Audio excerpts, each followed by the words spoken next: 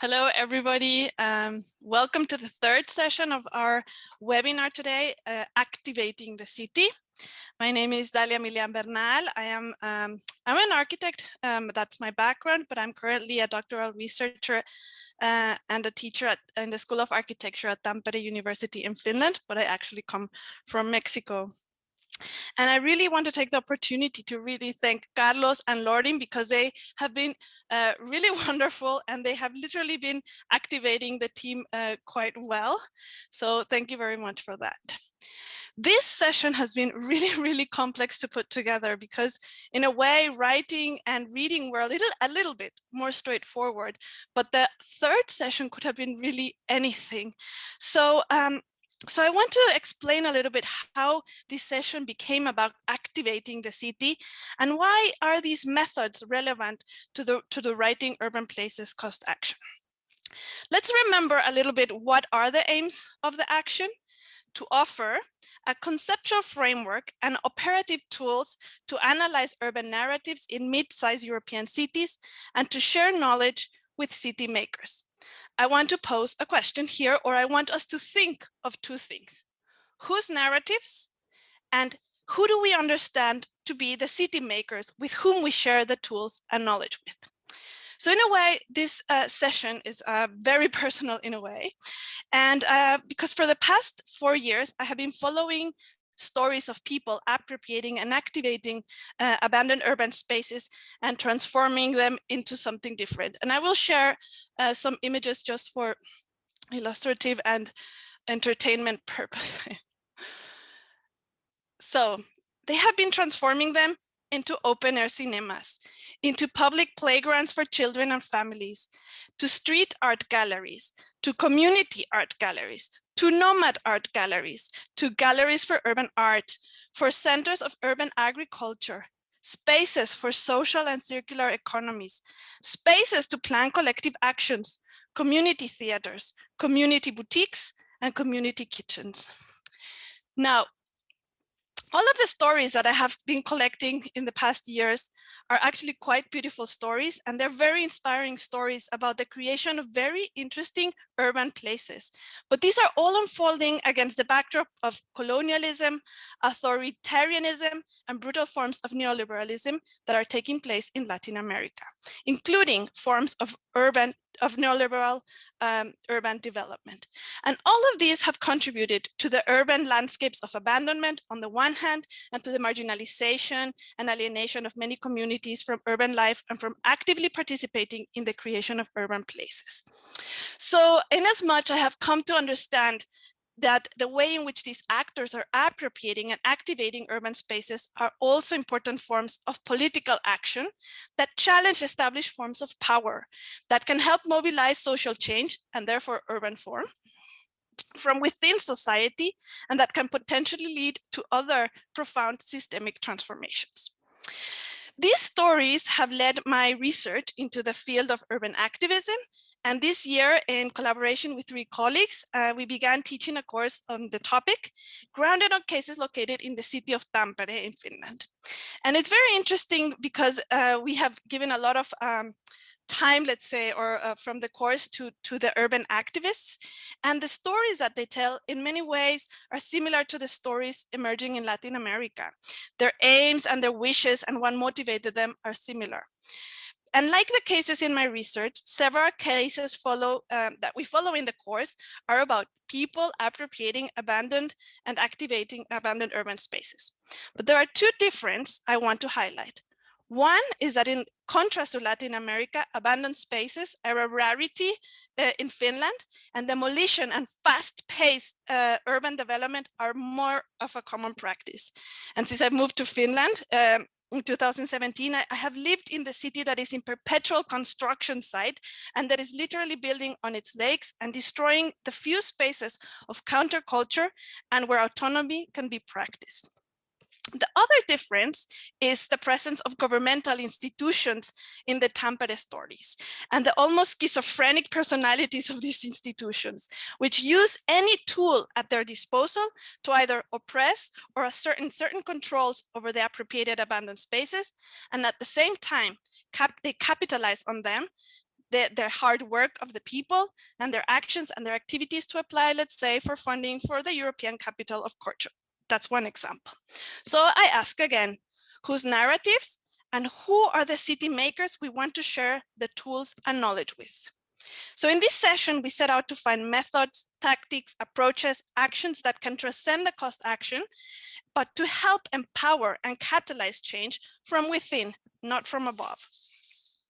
We set out to shift the focus from established methods to methods that aim towards emancipation, as opposed to methods that may give more power through knowledge to already powerful institutions.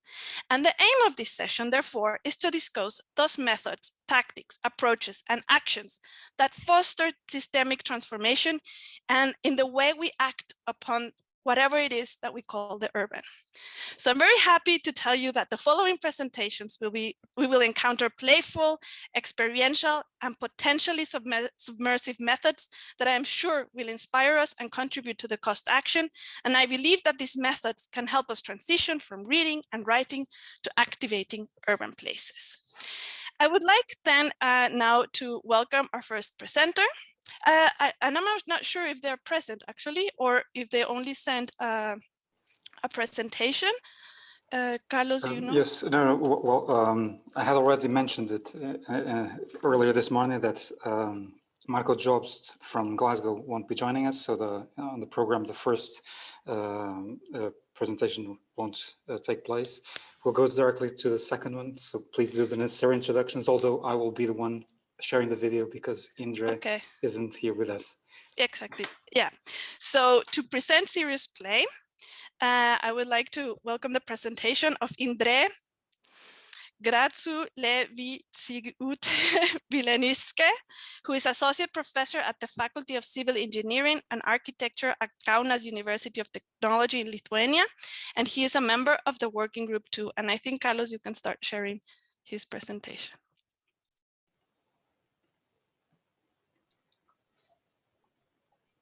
Dear colleagues, I would like to present this serious play concept that we have developed with my colleagues in the frame of the project on the modernization of public spaces in Lithuania. This entire concept in detail is presented in this paper that you can see here, and it's related with this overall trend of games and gamification in study, learning, and research processes, although it is not computer-based, but it's based on hands-on, slow-paced approach that is characteristic to design thinking. Together with our project colleagues, we made brainstorming, and during this brainstorming, we had developed the sequence of steps that we applied to the content analysis of images, historical and contemporary, of public spaces. So the first step, of course, is accumulation of images, and if possible, if the amount of images is not so large, printing of them, then with developing of coding categories and pictograms that represent these categories. So in this case, we used such categories as typology of public spaces, typology of users, and typology of activities. Here in this image, you can see the coding categories and the pictograms that we used, and also the literature sources on which we had developed the system of categories and pictograms. The further steps include analyzing and grouping of images, for example, according to location which is pictured, and attributing the pictograms to these photographs. And while analyzing, the additional insights, ideas can be written on sticky notes and, for example, posted on the map, as you can see in the image here. Further, after this activity, it is possible to develop the matrices of interaction of spaces, users, and activities. These matrices can be done using such hands-on approach as cutting and gluing, or the printed matrices can be used as well, as can be seen in the photographs, which would simplify the process. And finally, it is possible to elaborate the conclusions on the functioning of public spaces in the course of time. And we had tested this sequence of activities in the course of urban sociology of master architectural students. So they analyzed the historical and contemporary images of two historic districts in Kaunas. Here you can see the process of analyzing using historic and contemporary images and hands-on approach on cutting and gluing the pictograms. And the results of this are the matrices of functioning of public spaces, of interaction of typology of spaces, users, and activities in three historical periods. So interwar, Soviet, and contemporary. And it's possible to make some conclusions about this serious play approach, why it is useful. So it actually creates some emotional involvement with the place, with the history of the place that we are analyzing. It is a slow-paced process in the context of contemporary fast life, and also it allows to generalize, to generate additional insights, to generalize information, and also visualize information, both for grasping it and both for representation. And here are some examples of matrices of functioning of public spaces in different historical periods that we had developed in the frame of our project and later used in publications. Thank you for your attention.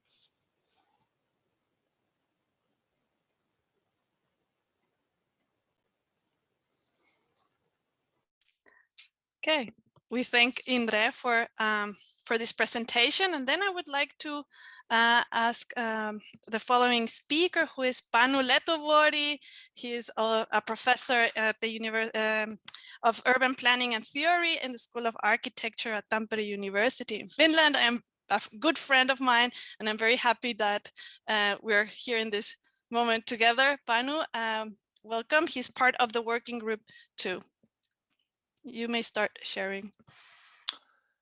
Yes, good afternoon, everybody.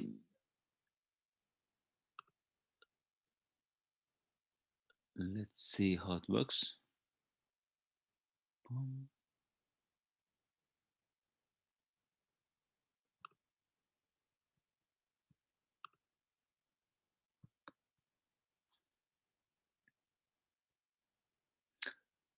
Is the sharing working? Yes, it is, but not full screen. Yeah, perfect. Now to be okay. Yes. Good. Okay. So super brief. Use this moment to actually go a little bit back in history and to think what I did some years ago regarding learning about urban places and activating city. I published some papers on this topic, experiential urbanism, a while ago, and I think it's a theme. Well, I personally would like to, in fact, come back and maybe this cost action we are now sharing is a good way to do it. Anyway, what's happening in cities? This is a picture from Tallinn in Estonia.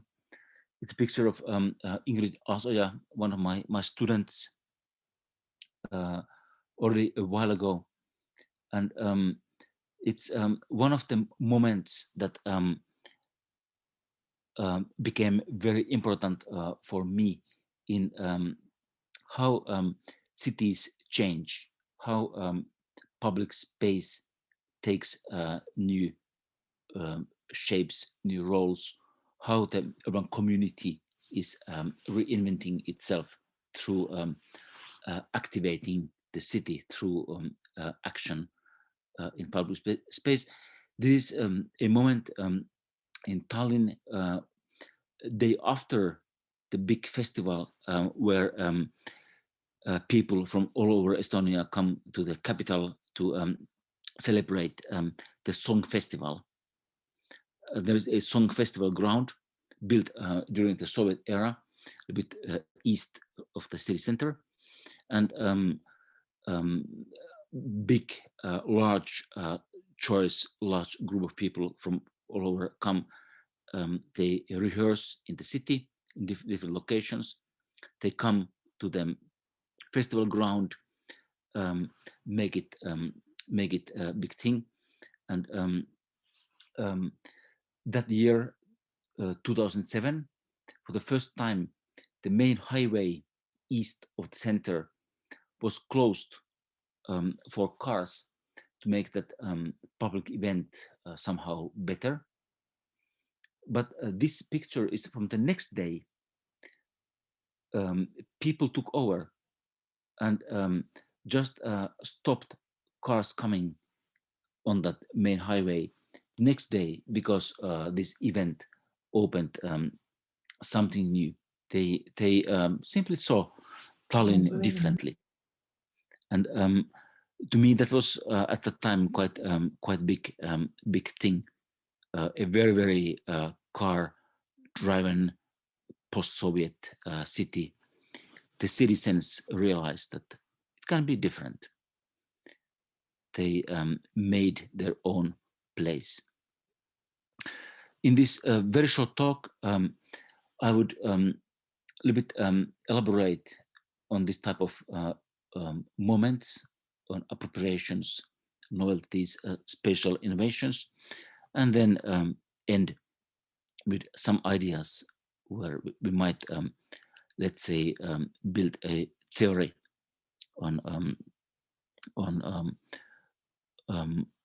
what is the role of space and place in that type of urban change. To jump from Tallinn to Dublin, much later, I was experiencing this kind of situation, young people watching something. That something was that. Other young people were appropriating harbor structures of Dublin New Harbor and in a way misusing or creatively reusing the space. This group of young people, mostly guys, they were running across the harbor and really making a scene, an event with that activity, with people following, and it was a fantastic example that a new public space, a newly built, newly designed kind of expensive public space could be appropriated for new use. Clearly, city without people is a ruin. That's Tana Rande's statement from 1999. People, users, make the space. This is an image from Chicago. Some of you might know it, how art can be used to make a space, and clearly Senate, public space takes a role. In Helsinki, where I used to live, the city is growing. There is ongoing new developments. right now very active debate about the role of let's say rather developer-oriented new developments. This picture is about 2 years ago from not from center, but 2 kilometers from center Helsinki in Pasila. There is a urban garden in one railway slot, and then next to it, very big new development. It's called Tripla, shopping mall, housing, hotels, etc. It's about ready while we are talking. Clearly, one example of friction, tension, conflict between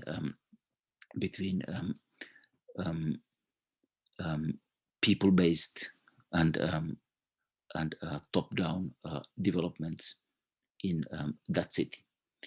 Many other examples, of course, could be brought in.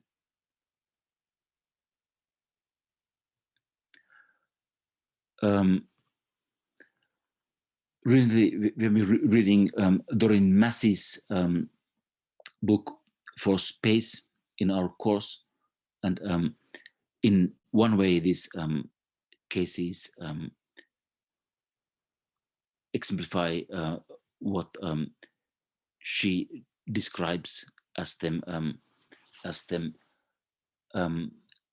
interesting coming together of different processes and different influences always in one place. How one place becomes an instant of local and global short-term and long-term processes coming to life. And this reading of a place, of the locality, of them experiential situation that we all can in some sense feel containing all the rest, containing the big societal issues. I think that's something that plays a role. I'm looking at the clock. These are some starting points for me as an architect. We tried to find a new role. We found some ways to activate the city to be a different kind of architect a while ago, and especially we collaborated with a squatting association in Helsinki called Oranssi, Squatting as Art, an old meme. Here's some pictures from that. This is a case where I was quite active myself. About 10 years ago, there was one of the industrial areas in Helsinki becoming open for new uses, and this building was doomed to be demolished. It was thought to be in so bad condition that it cannot be used. Oranssi, the squatting association, somehow got to know about it. They came here and started to clean it. And then at the time, they called us as architects. Okay, we are now cleaning this. Can you help? And then, yes, of course, we could help. We could do some studies. We could do some work, and we were able to realize a project where this doomed building was not demolished in the end. It became important originally. It became somehow beautiful, with new uses, and the cultural activity of that group took root. In Finnish, mitä sinä haluat tehdä? What do you want to do? Completely open future for the youth of Helsinki. Immigrants joined as well. Big issue in Helsinki that time. Handwork to improve, make it possible. Street art, graffiti on the walls, making a club. And this is how it looks about today, still in process. But the role of an architect, it's interesting to think, but it's some kind of curator, facilitator, helper, activist. I mean, not making so much drawings, but being with the people, feeling their beat, their heartbeat, and bringing that heartbeat to them, other organizations, to city, to building permission office, to planning, to funders, and so forth. And I think this has been a way for me and for us quite long time. It's possible to theorize that a bit. I finish with basically one slide, which here, how to put that in theory a little bit, and maybe this is something we can continue in discussion today. But clearly there is Michel Certeau tactics strategy. There is Henri Lefebvre perceived, conceived, lived. There is Walter Benjamin, David Harvey, even Heidegger, if you wish to go in that direction. There is Manuel Castells and process identity. There is a whole set of theoretical groundings. But what I wish to especially say is that something that is a material artifact, and this is now a slide from other case, but basically trying to put the materiality in the role of making a difference in urban situation. That's probably the core for our discussion, how the place, how the concrete situation, how the urban physical situation is not a background, but is a active thing. It's an activator, a dynamizer of social and societal processes that makes public space, makes city life different.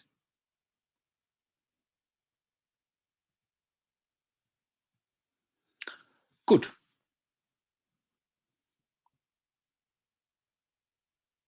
I hope my Pecha Kucha wasn't too long.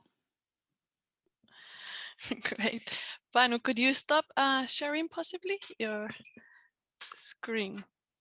Thank you very much for this presentation. Very theoretical. And I would like to invite Lieven Ameel, who will be presenting about Parkour. And Lieven is a member from the working group 2. He's a lecturer in comparative literature in the Faculty of Social Sciences at Tampere University in Finland. Welcome, Lieven. And are you there actually?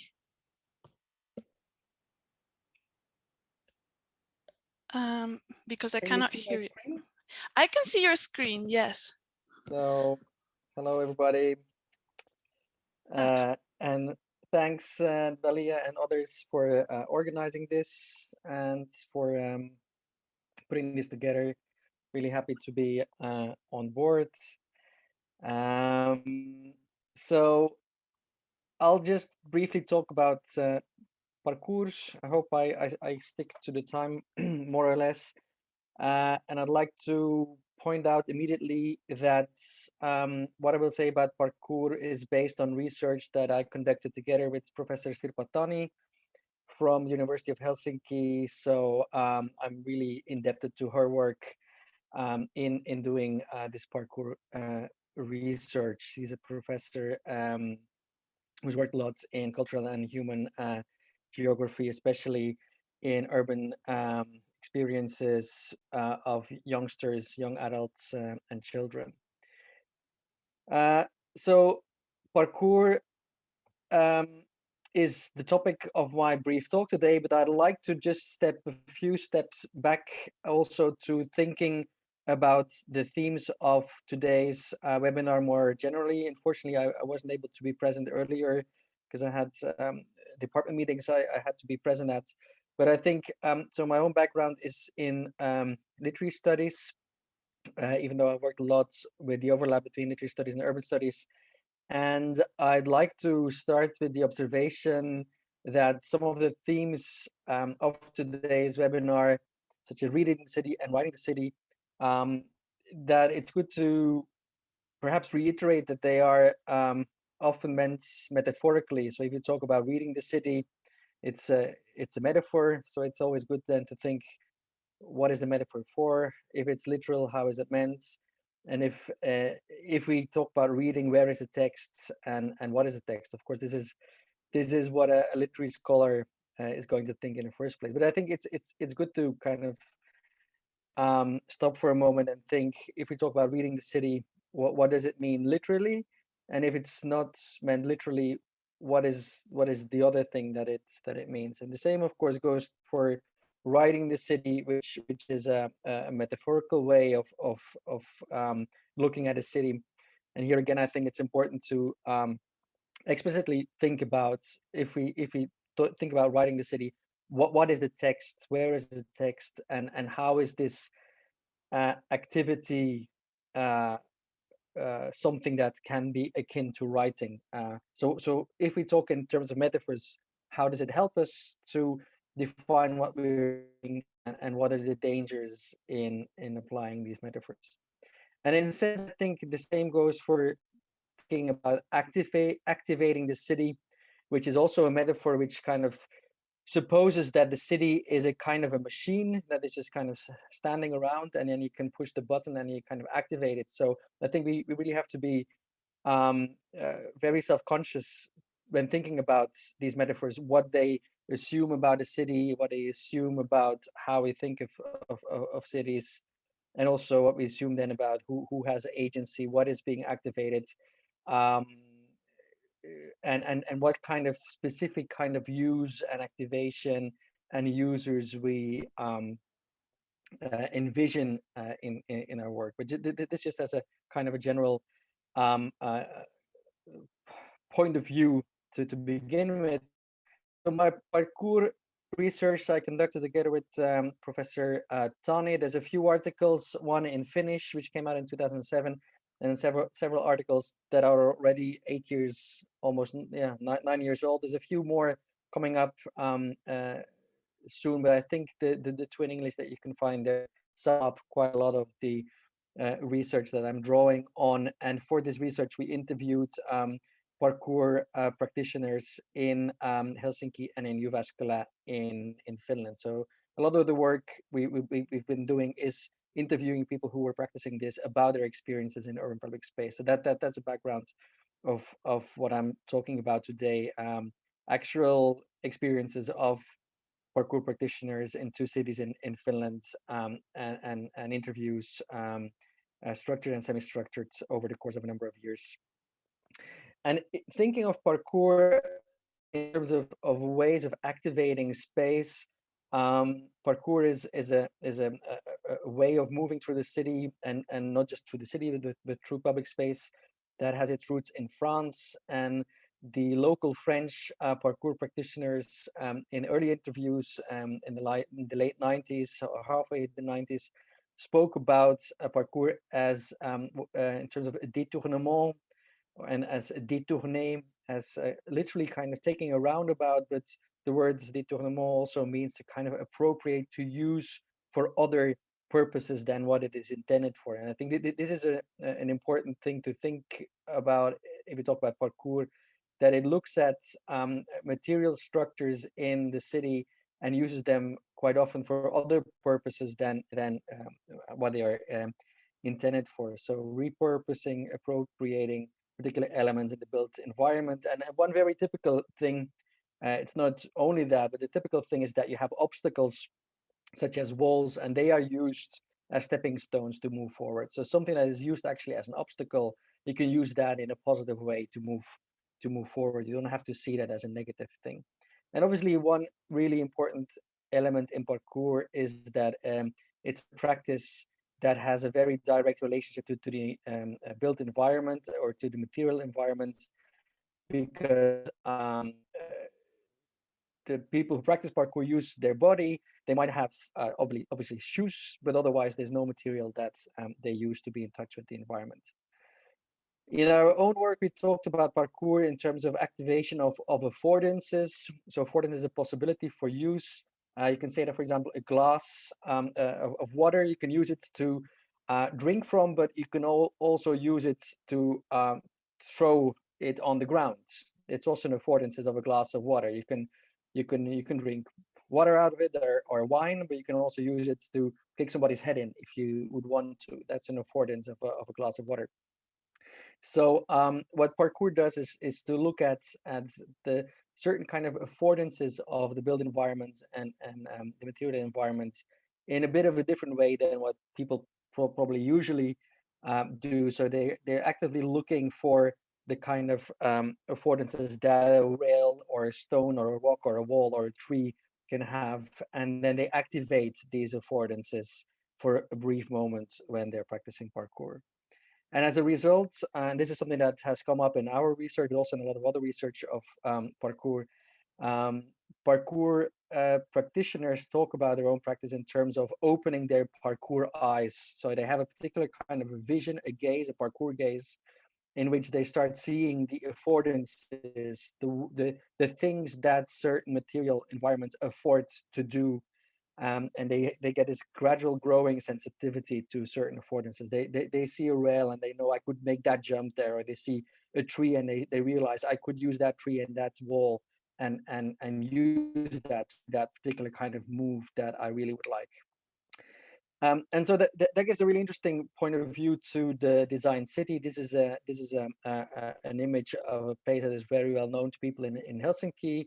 It's a 1960s, 1970s suburb in the center of the city, famed for its aesthetical ugliness, but it's very popular with parkour practitioners because it has a lot of the ideal environments to practice parkour. So there's a lot of rails and fences. Other things that are used are car ramps, for example, and playgrounds. And I think one good illustration of how affordances come into play is there was one parkour practitioner we interviewed who was in a university, and he said that in the middle of the university there's a big piece of environmental art, and when you look at this piece of environmental art, it looks completely ideal for parking your bike. It's really made for parking your bike, basically. So he says he always, when he goes there, he always parks his bike there within that piece of environmental art, because he said if you're going to make that kind of environmental art, you have to realize that people are going to use it for the way it kind of looks like, and how it opens up to a particular kind of use.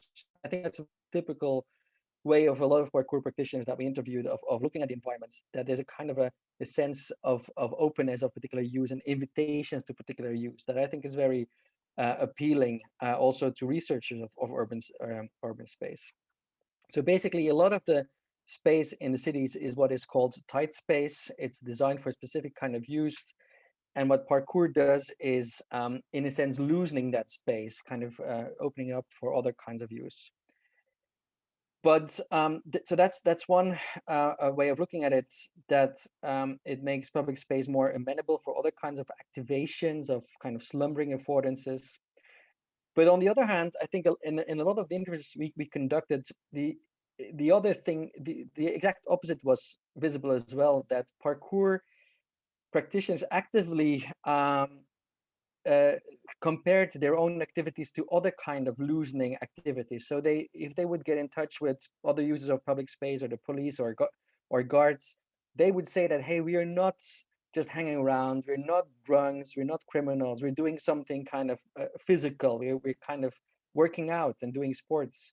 So there's this idea that they were actually, in a sense, contributing to particular vision of what is a good way of using public space in a way that can be seen also as restrictive, while at the same time as being kind of open-minded. So it's that was one, I think, one interesting conclusion of our research. And another thing I'd like to just outline, just to be a little bit critical of parkour as this practice that is quite often in research literature seen as a very positive way of looking in kind of subversive ways to urban spaces, that parkour really is an evocation of the able-bodied city dweller. So a lot of the practitioners are in kind of have a great physique. They are able-bodied.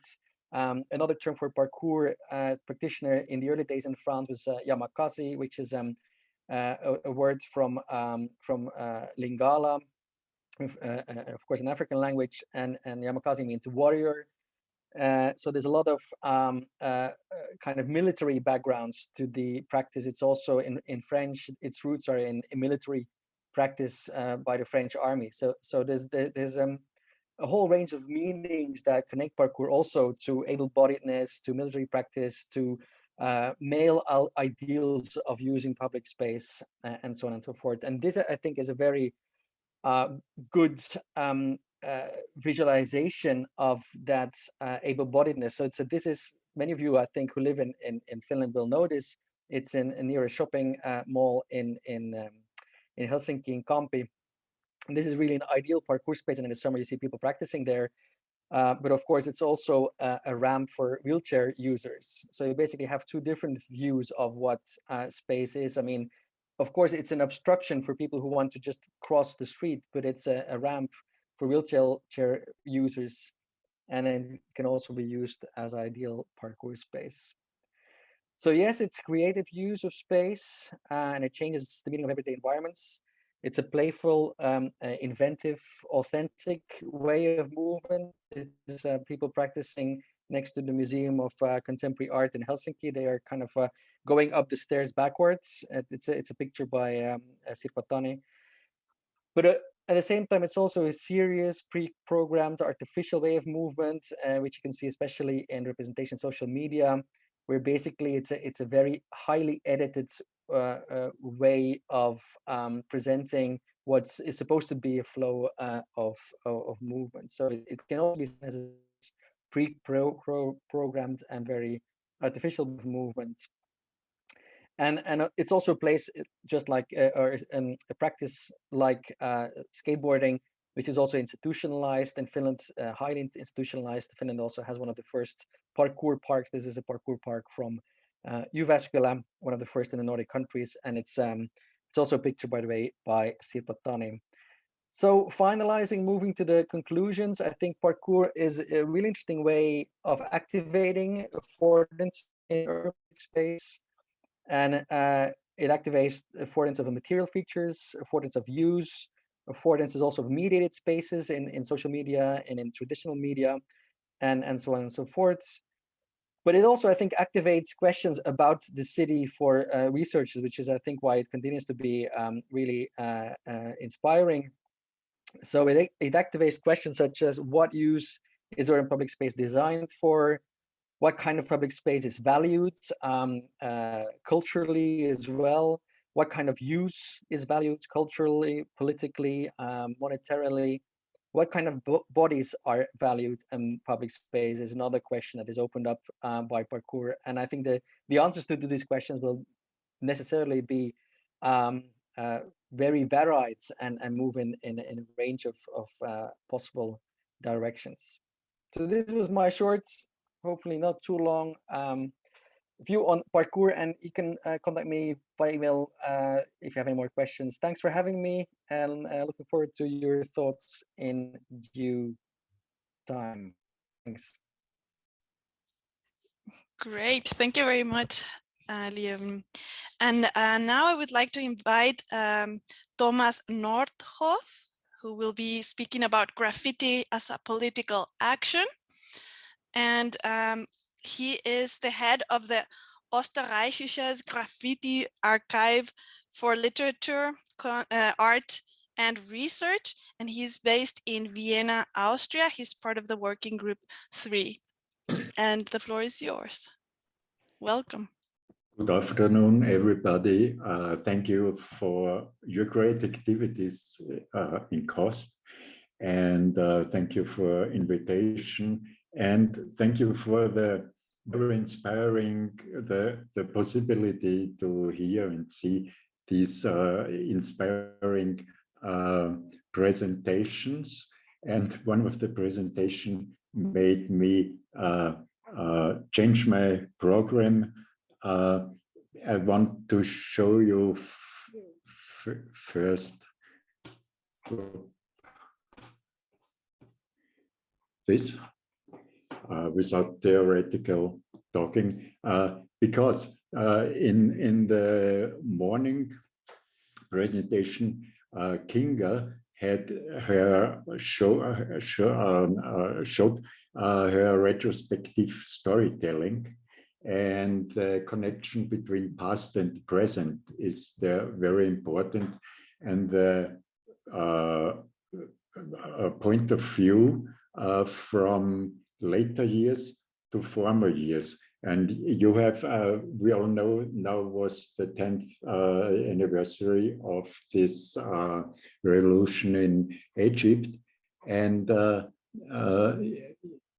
we see a very open psychical statement from a person, which surely, as we know from media, stands for very many people. And yeah, it's if you see it from today and you would have seen it 10 years ago, you would have thought very different about the thing. And from now you can put the narrative back. And in some graffiti, the narratives are very strong and politically. For example, this it's in Austria a place called Dr. Lueger-Platz, and Lueger was around 1900 legendary popular mayor. He did the green belt and he gas supply and things like that. But that's the narrative. The beautiful called Lueger, and all people liked him, and still until today. But there was one thing: he was a very anti-Semitic politician, and this was also legendary, but never was talked about. And by this graffiti, which means shame, people put the non-spoken and the spoken narrative together, because it came into media, and suddenly it had to be discussed, and now it's about to the politicians to make the narrative about Lueger complete. In another way, a narrative in graffiti you find with this piece. Can you read it? Peace to the huts, war to the palaces, and that's verbal invictions And this is an old political slogan from a guy called Georg Büchner, which brought out leaflets in the 19th century with this slogan on always at first. And you can, especially if it's on a historical sheet, you can reconstruct and the narrative. Another thing, from a very different kind, a narrative is Bloody Sunday. It was in 1972, I think, in Londonderry, about 15 people, partly children, were shot, and much more were injured. And not at once, but sometime later, the British group, the Irish group, U2, brought out a song called Sunday, Bloody Sunday. And this is, the song came out, I think, in '73. And since that time, you find this title without the acronyms. You find the title in every town in Europe until up to today. And so they keep up the narrative, and I can tell you some verses from that song. I can't believe the news today. Oh, I can't close my eyes and make it go away. How long must we sing this song? How long? Yeah, and by that it keeps up the narrative of injustice and even murder. And this has not only symbolic, it's also very important for the identity of different groups, but especially in Ireland.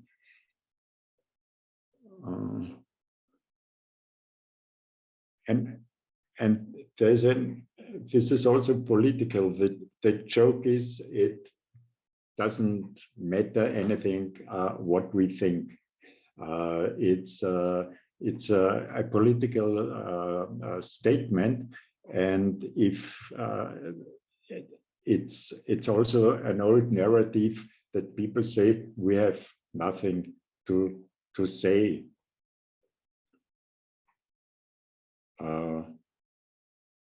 Yes, I tried to. It's so I think I stop with the pictures and just try to tell you the theoretic part, which I now have forgotten. I just read it.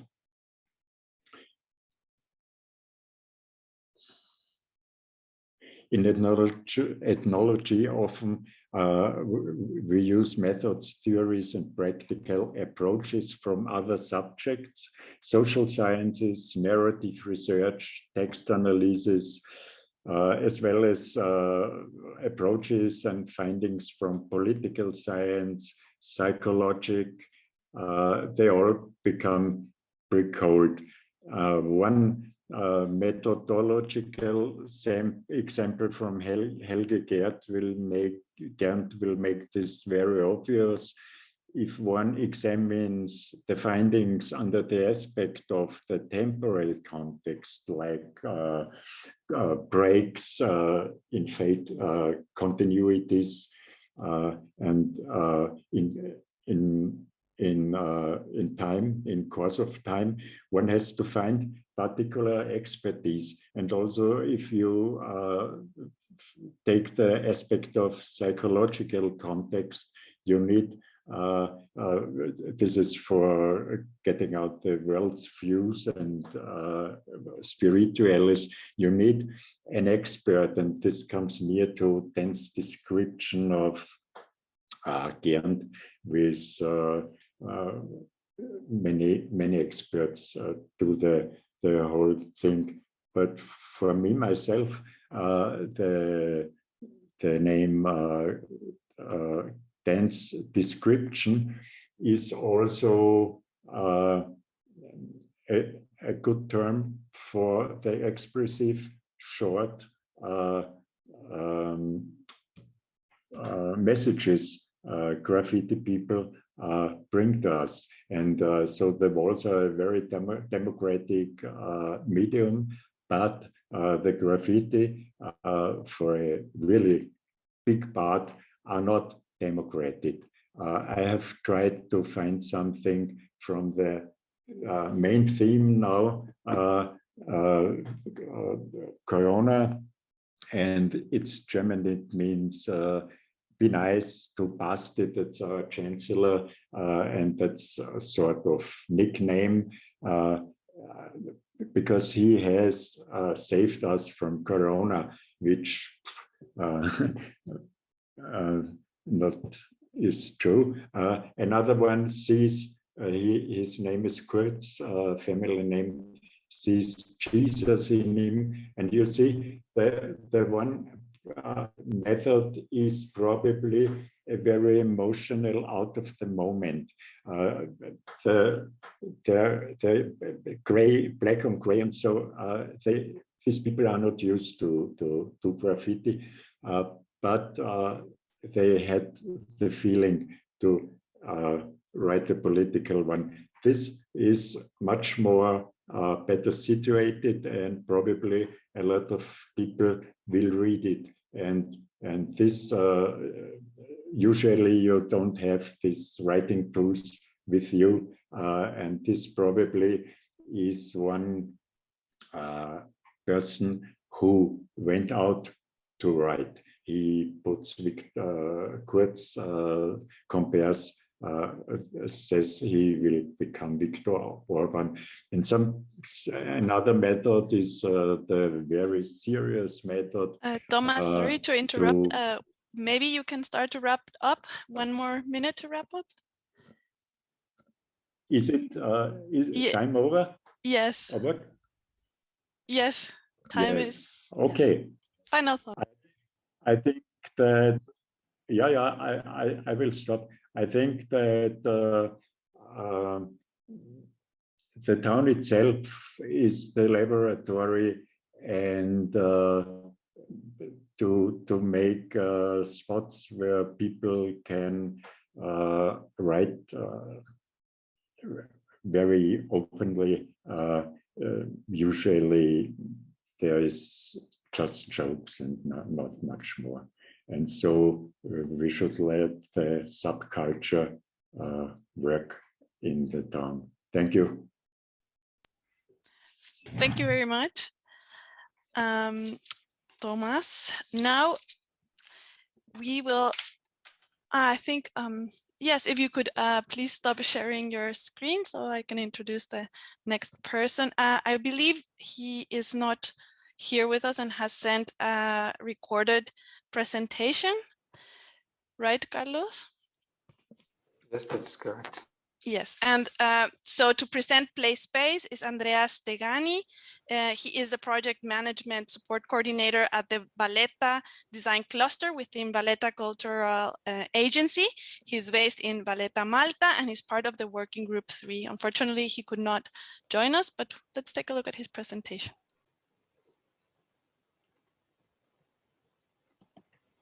Good afternoon, everyone. My name is Andrea Stegani. I am the creativity coordinator at the Valletta Design Cluster within the Valletta Cultural Agency in Malta. And today I'm going to talk to you about Playspace, a project that we had during the European Capital of Culture year in Valletta. Let me just share my screen and my presentation with you.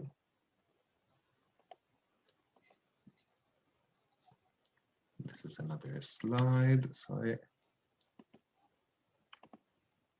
Okay, so Playspace, as I was saying, was part of the European Capital of Culture cultural program in 2018. It's a project that tackled the concept and the use of public space in Malta, specifically the concept that kids have, but also that adults have. In this table, you can see a representation of how the population is distributed in Malta. So there's a lot of people living in urban areas and making use of them, as rural areas are pretty much absent. Next slide. This also comes with the problems such as traffic. Traffic is increasing more and more these days in Malta, especially in central areas, of course. And sometimes we also experience accessibility problems. So, for example, the lack or difficulty in using public pavements. This is an extreme case that you see here, of course. This project was a collaboration of 4 partners. So there was the Valletta Design Cluster that was leading the process under Valletta 2018. And then there was the creative input of AP Valletta, which is an architecture firm, and We Live Here, which is another creative firm active in Malta, together with Invisible Playground as consultants. The project was possible thanks to the great collaborative spirit that was shown by the local council for kids in the town of Sigiwi and the local council of Sigiwi that were consulted repeatedly throughout the project. What we did is we came together as a team and we tried to understand what kind of perception there was of public space and the ownership of public space. It was decided to have a workshop with the local council for kids to understand their perception of where they live and what their dreams are for the space, what they would like to do. The results helped create a toolkit. The toolkit was made and is made, it's still there, of cards, a deck of cards, and configurable cardboard units, which we used during an event in the Sigiwi Square on the 21st of October 2018. In non-COVID times, we asked kids to create groups to identify a context and an item from the deck of cards that we provided. And they could somehow reproduce an action or an item linked to the context in the square of Sigiwi by using the cardboard units that you are now seeing. That one that you see now is also a card from the deck. All groups were helped in the process by a mentor from the team, and this turned out to be a very positive and new, as you can imagine, experience for them, which they had never dreamt of. Of course, we wanted to be as inclusive as possible, so we gave the opportunity to younger kids and to their families to join the initiative. In the photos here, you can see some examples of that. So, for example, we provided chalk or pencils, for younger kids to be there and participate in this public gathering. In this photo, you can really see the extended, if you want, concept of this project come alive. So here people are enjoying a space which is free of cars. They are, at the very bottom of the square, and they are socializing. They are playing together, and they're learning from each other in a new space that was unused before. Everyone enjoyed the space, as you can see. So as I was saying earlier on, it was really great to have all people and all the community on board for the project, and not just kids. So despite the blocking of the square and the parking spots for the day, those who attended were really happy to participate and to be there together. Time to wrap up. So I put some text here. The main steps of the process were identifying a combination of issues, finding a possible way to tackle them together through a participated and creative approach, finding the real support of the local community, so local council, people, the citizens and kids, and create the project. The outputs were one final event in the CGW Square, one creative toolkit, which is still usable and adaptable to different contexts, and then audiovisual and textual resources that documented the process and the results, and these are still, of course, available. I like to put here 3 take-home messages. So, a focus on community engagement is key to successful owned initiatives. Communities may seem to be very different, but yet have some things that are shared and invisible at first glance. And then everyone has a potential to change, but sometimes you just need a little push to do so, If you want to know more, I'm leaving the link to Playspace in the Valletta 2018 Legacy website, and also a link to Valletta Design Cluster, which is a community space for cultural and creative practice where we reproduce, of course, in different ways, initiatives like Playspace. Thank you for your attention. It was very fast, but I enjoyed it a lot. I hope you're having a good day at the event. Here are my contact details, and feel free to contact me in case of requests for clarifications or any other matters. Thank you very much. Great, very realistic. Now I would like to welcome Sandra Denicke-Polcher, who is the Deputy Head of Architecture at the School of Art, Architecture and Design at London Metropolitan University. She's a member of the Working Group 4, and she will be speaking about methods of architecture of multiple authorship. Welcome, Sandra. Thank you. So just gonna share my screen. I hope it works.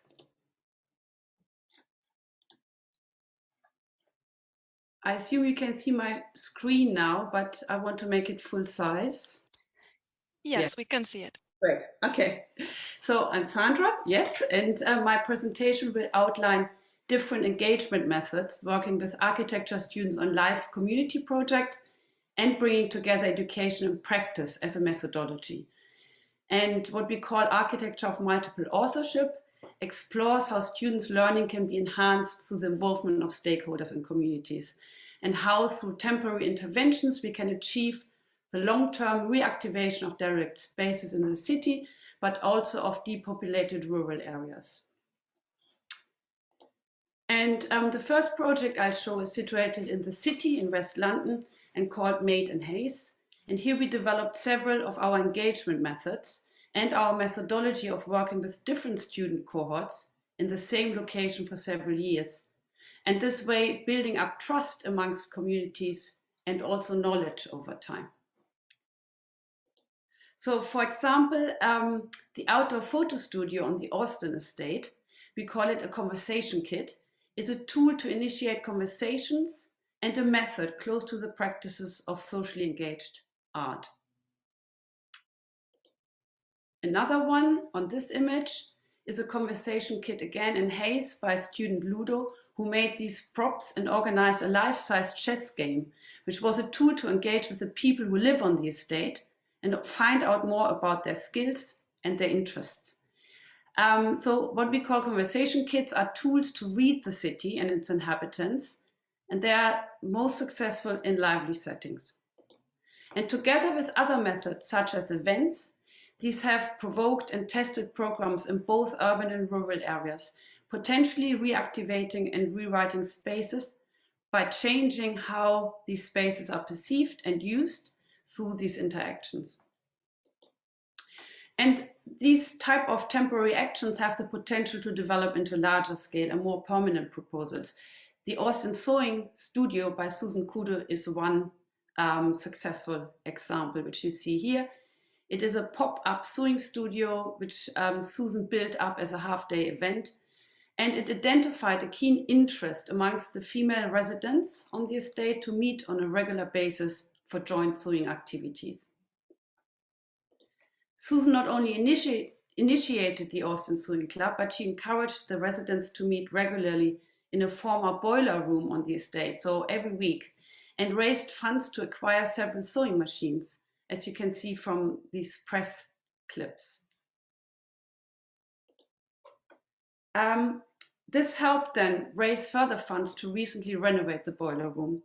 And the sewing club is now still active, though Susan has moved on and our regular activities in Hayes have ended. In 2016, we stopped working in Hayes and moved elsewhere. But I'm still going to talk about Hayes for two more slides. Other engagement methods, we're coming to Parkour, which we've seen in an earlier presentation, like Ikramol's Parkour event in Hayes, provoked questions about the use of public spaces in Hayes. And we organized an exhibition in the local library to engage key stakeholders, including the council, in conversations about the development of Hayes as a major crossrail hub. Crossrail is the new high-speed rail connecting to central London, which came to Hayes, I think, 2 years ago. So the second project, in contrast, has a very different setting. It is in rural Italy. It's called Crossing Cultures and is about integration and aims to reactivate a small and underpopulated village called Belmonte Calabro in one of the poorest areas in Italy. Here, young people have moved away to find jobs elsewhere, while asylum seekers have arrived. And as part of their studies, several times a year, we bring our students to Belmonte, where they engage in hands-on making activities with locals and asylum seekers. And the outputs, you see some of them here, consist of small-scale mobile constructions, but also events, film screenings, and recently the renovation of a new community building called Casa, which you see on the top right. So from these constructions, our students develop larger visions during the year. For example, Katrina's community theater, which you see on the right. And these projects are presented back to the local community in exhibitions. And they are really positive visions for Belmonte as a new place of civic living, learning, and working. And another thing is screening of our activities on Italian TV. This really has, so we think this is a tool as well, really, call it publication action. This has placed Belmonte on the national map, but it has also made our students and the asylum seekers feel that the work they are doing there is valued. Initiated by the COVID-19 pandemic, we recently discovered a new method which has helped scaling up the impact our students can have in Belmonte. So students have initiated the Belmonte in Residence scheme, and they moved to the village, repopulating the rural area in Calabria. To a certain extent also rewriting its history and composing, or maybe not rewriting the history, but adding a new layer to the history and composing a new future for the village. And obviously, this has only been possible because of the new online teaching, where previously our students had to attend classes in London. The students have now called the London-based tutors via the Teams online platform into the Casa. As you can see on the left, projected onto the wall, you see my teaching partner, Jane McAllister, and myself. So this residence scheme with 10 of our students from London now living in Belmonte has started to reactivate the public spaces and grown the old village centre from 50 to 60 inhabitants. I'm coming to another method we are using, which is very different. In contrast, we collaborated with academics from mental health sciences, and we used an analytical method where we produced a qualitative study about the benefits of one-to-one construction workshops. This is based on interviews and could potentially feed into policy making and this way initiate change on a larger scale. So we all know about the difficulty of translating conversations into meaningful writings and compositions. And the next slides are really the evidence that our interventions have brought already lasting change to the village. Here, the Vice Mayor, Luigi Provenzano, talks about how the temporary interventions and paper-based visions have changed the villagers' perspective on their village. And here on the left, you see two photos of the community dinners we organized during one of our summer workshops. But we have observed that the community is now more active and has self-initiated a communal dinner, you see on the right, with this incredible long dining table going through the whole village after we had left. But it has done far more for the participants on an emotional level. The experience of working together as equals and creating things that last might have formed them for life. And I'm now at the final slide. I want to finish with a philosophical reference underlying this work, which is that the city is never finished. And such an understanding builds on the poetics of urban continuity through incremental alterations or adaptation. And Nick Temple, for example, calls it cosmopoesis, city making, or Peter Karl calls it renovatio urbis. And just to add the last observation, I would say that our method of layering consecutive temporary interventions and events in one location has been deemed successful in enabling integration of newcomers and the reactivation of people and appropriation of unused spaces because of this kind of repeated layering of small-scale activities. At the end, how do I stop share. Yeah. Wow, very good, right on time. So now I would like to invite our two respondents. First, Edeltraud Haselsteiner, who is a project manager and key senior researcher of Urbanity, which is, I understood, it's a nonprofit organization dedicated to art, architecture, and culture, and they're based in Vienna, Austria. Edeltraud is part of the working group 4, and you may start speaking, sharing. Hello, thank you very much for this nice introduction, and thank you for all these very inspiring presentations, and also thank you for the organizers who have invited me to give a short statement about the presentations. We have decided with Romi, who is the second respondent, that we would divide our statements thematically or along the methodological approach. So I would like to summarize 3 presentations which show different ways on, I would say, hands-on approaches. These are like serious play, play space, and architectural methods activating the city. These 3 presentations, but also I think also some presentations in the previous sections, have in common that they demonstrate the wide range of advantages of these hands-on approaches, which I would summarize that first, they enable the participants to directly experience new forms of use, new perceptions, or planning directly urban spaces. Secondly, they make possible to present complex topics and relationships and make them understandable. And finally, they provide a suitable means of participation and awareness. Each of these presentations, but not only addressed specific topics and specific goals, but also that different user groups were involved. Indré, for example, in her presentation, Serious Play, demonstrates historical developments and the built environment in a city and how this development is reflected in the functioning and use of public space today.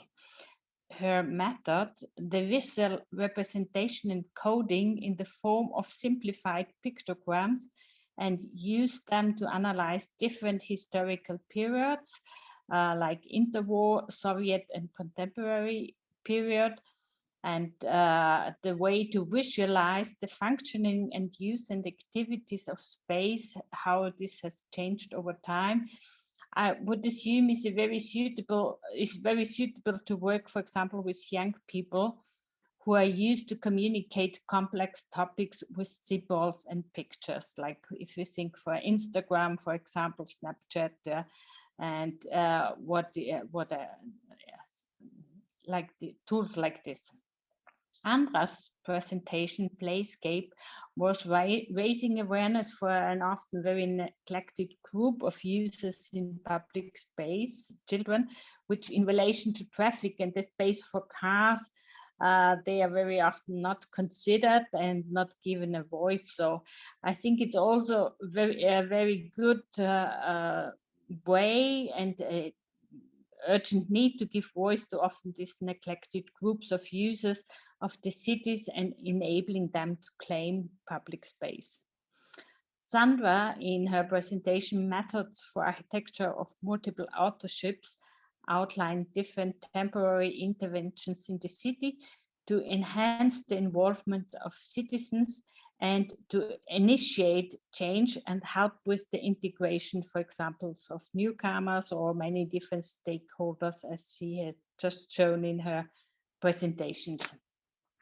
So I think we could feel in all the presentations that those who were involved have learned a lot from these processes, and first of all expanded and gained a more holistic understanding of urban space and the possibilities of this urban space, for example, the interpretation, and gain new insights and generalizations.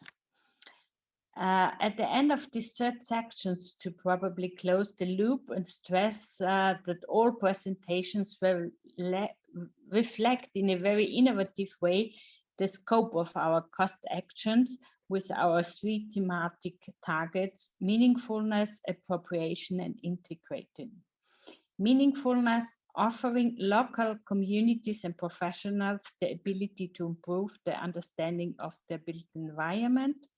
Appropriation, empowering communities to improving their ability to protect their feelings of their built environment. And integration, offering concrete tools and methods for the construction of common grounds among communities based on relations of meaningfulness and appropriation of their built environment. So one more thought, all approaches work directly with the residents and go beyond pure analysis, but they go, we could say, to go beyond the scope of writing urban places. Perhaps in contrast to the previous session, all projects presented are about already working directly on changes and not only prescribing the measures top down, but rather using bottom-up approaches to play through new experience and possibilities in order to prepare already the way for future planning and future development. Finally, I would like to stress the relation of these aspects to the sustainability discourse in cities. What does that mean in relation to the long-term development of cities? In order to make our cities resilient to the challenges of our century, be it pandemics, be it climatic change, we need conscious and active citizens and the appropriate tools for planning to manage active participation and to integrate results from participation process. So great ideas which came up here and have been presented. So thank you very much for all. Great, thank you for sharing your comments. I would also like to invite Romi Mikulinsky, who is the head of the Master of Design program in Industrial Design and a senior lecturer at the Bezalel Academy of Arts and Design in Jerusalem. She is or a member of the working group 4. Welcome, Romi, the floor is yours. Thank you, Dalia. In fact, I'm echoing some of the thoughts that you expressed today in your introduction. All right, so let me begin. First of all, thank you to the organizers and to the speakers for a very stimulating panel. I am dealing with 3 presentations that I read under the title of freedom. So as we heard today, public spaces are a vital part of the everyday of urban life. Urban public spaces are places of and for community, infrastructure, and they are also crucial for urban culture, for expression and interchange. They provide opportunities for interpersonal interaction, accessibility, and also for artistic practice and creative expression. Both parkour and graffiti manifest a combination between performance, politics, and playfulness. They can be a representation of a subculture or of an opinion of a minor group. They can be understood as antisocial or as a protest against neoliberalism, accelerated development, and they can also express political positions or attempt to undermine hegemony. In other words, they have the potential to go against the main thirst of mainstream society, against the direction of the city's development, and signal an alternative. People make the space, says Panu Lehtovuori, and to paraphrase, cities are human and of human, and are also of human activity.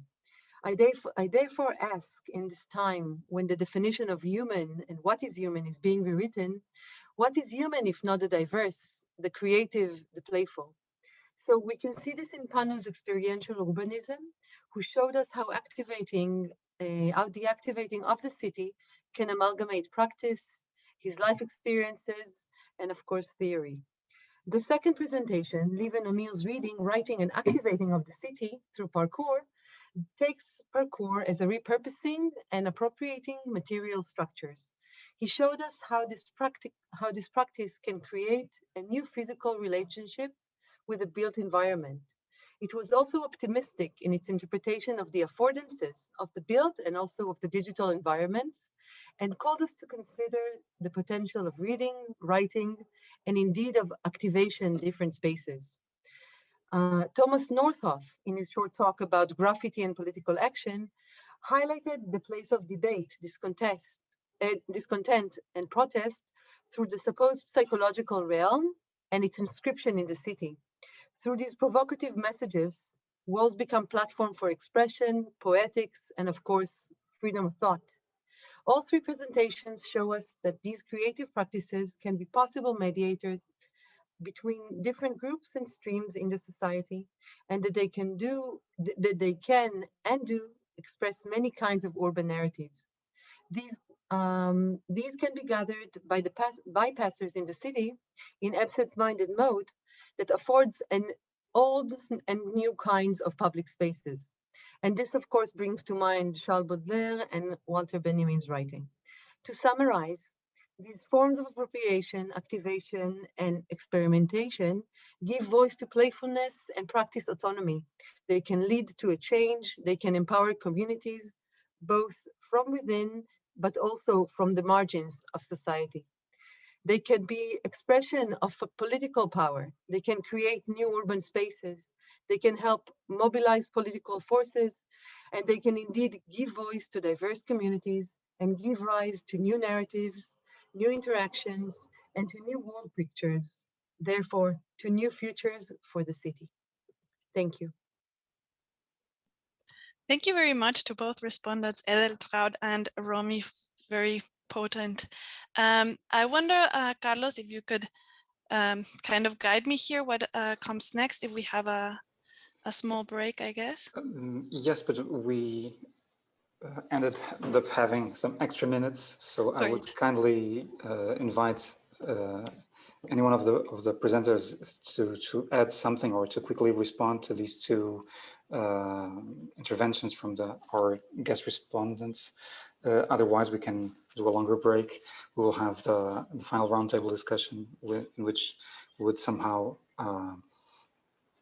put all the issues on the table and discuss together. But if there's some quick remarks that somehow link to these 2 interventions, please come forward. We have a couple of minutes before the break. Yes, I would say that looking at the chat, there might be a lot of discussion about this panel and about the project that have been displayed here. I really enjoyed all of them, and somehow being at the end of the three panels, I think that they linked very well one to another.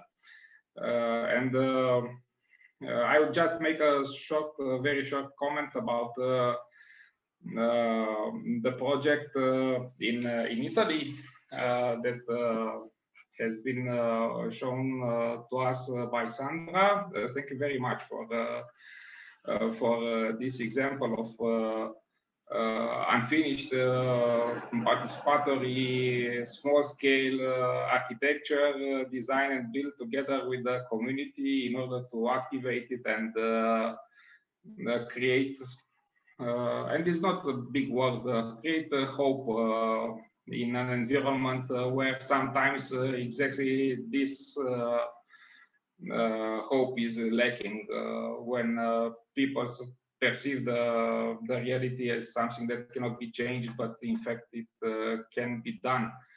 I wanted to ask you, how was the direct interaction between students and migrants? There has been, of course, always there is an exchange from both sides.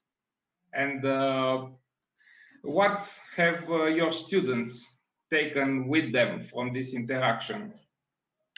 I think there was one slide which gave a statement, but I'm not sure if that was about the what they took away from it. I think what they took away from it was that they are all, to a certain extent, they are all the same when they work in Italy. They all have a different culture, and that might, I'm always wondering if that has to do with the background of my students as well. So they come from London, they're not just, you know, British students, they are quite diverse, they come from everywhere.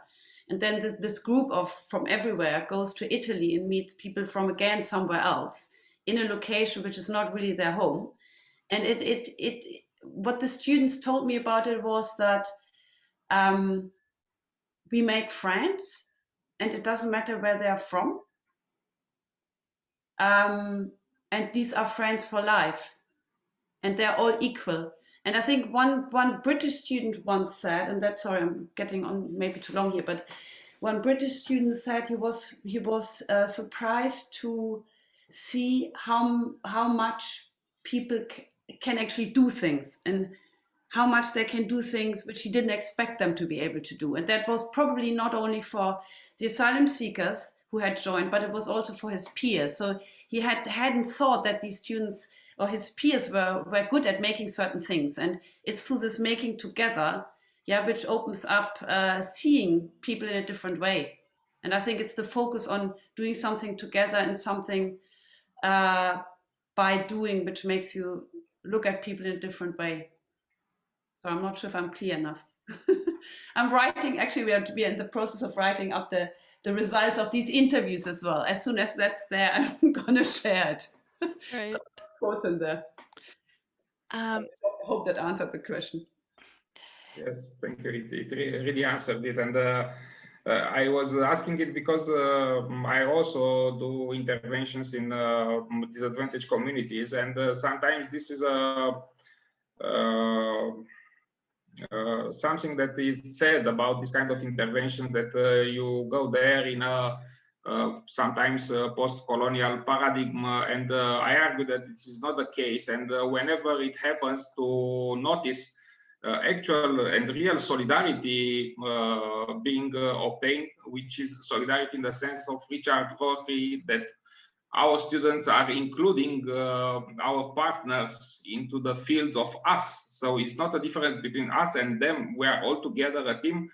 This is something, an amazing achievement of this project, besides architecture and besides whatever remains there.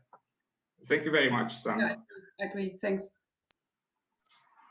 I would like to invite Lieven, who wanted to make some comments. Yes, thanks everyone, and thanks for the. Can you hear me? Yes. Thanks for the summaries and I just would like to briefly react to some of the things that have been said about parkour by the respondents, and I just would like to say that I think yes, of course, parkour and a whole range of other unsuspected playful practices can be ways to question hegemony and so on. But I think as researchers, we should also look at all the other possible meanings that particular kind of activities can have. So the practitioners that we researched, many of them are actually as much participating in certain kinds of hegemonic meanings as questioning these. And I think a lot of youth culture activities and a lot of sporting activities, cultural activities that are happening in cities can be easily be appropriated by certain discourses about what cities could be like as they are questioning these. So I think parkour. This is what my main takeaway would be from parkour. For example, is that it's not per se something that questions or that is subversive. On the contrary, it's a method, a way to look at a city that can be many ways at the same time. And I think this is really important to emphasize. And I can imagine that the same goes for a whole range of other practices. So I think it's important to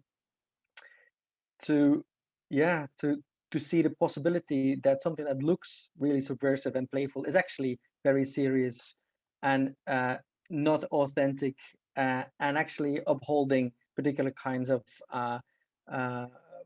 maybe restrictive or exclusive ways of moving in the city as well. And I think parkour is one of these practices that does both. I unfortunately I have to leave quite soon, so I just like to take the opportunity also to thank everybody and to wish you all the best, and to hope to see you in other of these meetings at some point in the future. Thanks. Thanks, Lieven. Carlos, I guess we have a minute. Yeah, Panu had a question regarding shrinking cities. If it's a shrinking question that fits our last minute before the break, otherwise we could start with it in our roundtable discussion afterwards. But Panu, please, the floor is yours.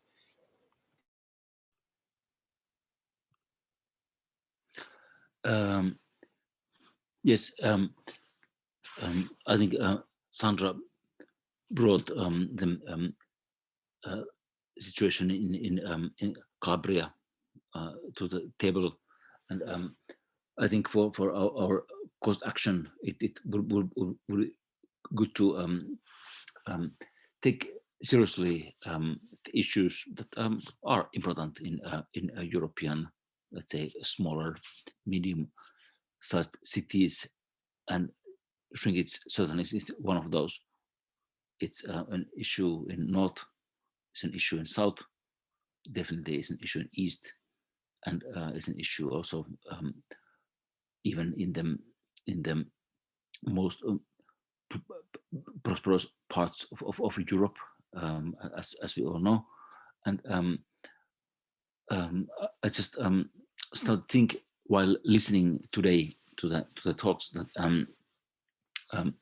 it is a little bit different. So it might be an issue we could address as a group, as a academic team, because clearly in North, it's just a fact.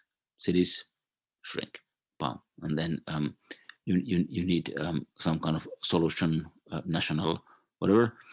But looking to Spain, to Italy, to Greece, yes, the southern corners shrink, but then the immigration is a large question.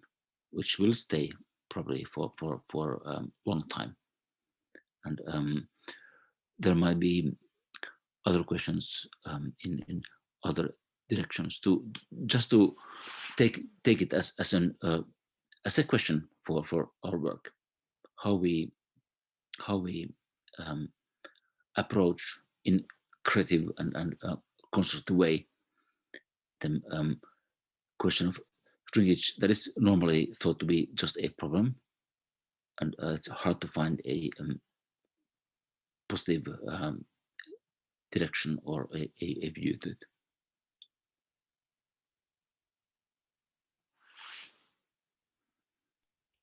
Thank you, Panu.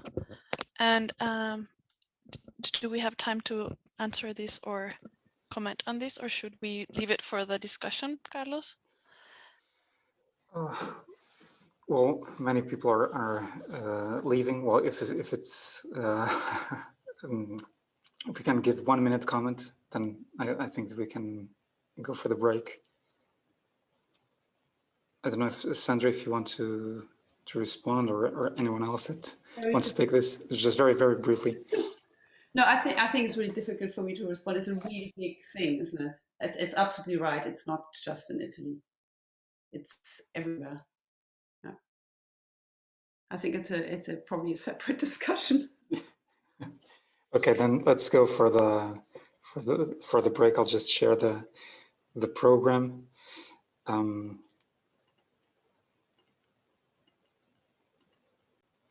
Here it is. So